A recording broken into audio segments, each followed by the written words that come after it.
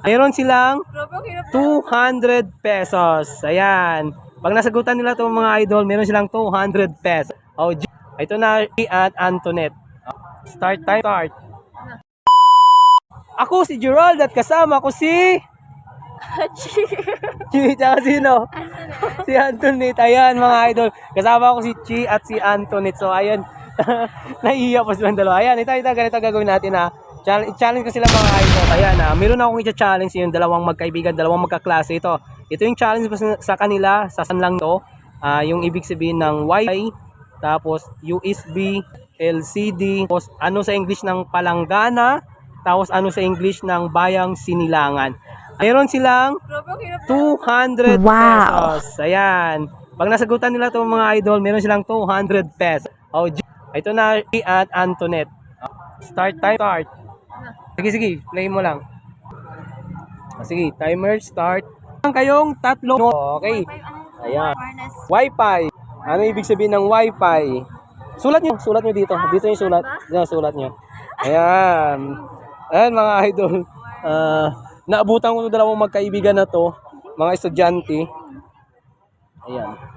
So, meron silang 3 minuto para sagutan for 200 pesos. Ayan. Sige, unahin nyo kung ano alam nyo.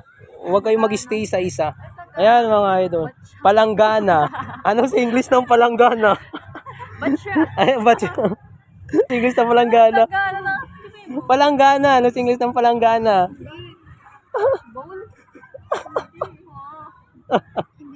Ayan. Bayang sinilangan. Uy, madali lang yan. Madali lang yan. And meron kayong 3 minuto. Pag nag-time na yung orasan nyo is, sige, magta-time naman yan. Ayan, bago ako tuloy-tuloy yan. Gusto ko lang muna mag-thank you sa lahat ng nagpanala. Kay Ginemaili Berha, thank you sa pagpapaulan ng tala. Tapos kay Meros Peña. Tapos thank you din. Tapos kay Gina Dueno, maraming salamat din sa pagpapaulan ng stars mga idol. So, ayan. And syempre gusto ko rin mag-thank you kay Sir Jobin Melo din sa pagpapaulan ng mga tala. Kay Geraldine Mendoza. Yan, maraming salamat sa lahat sa inyo.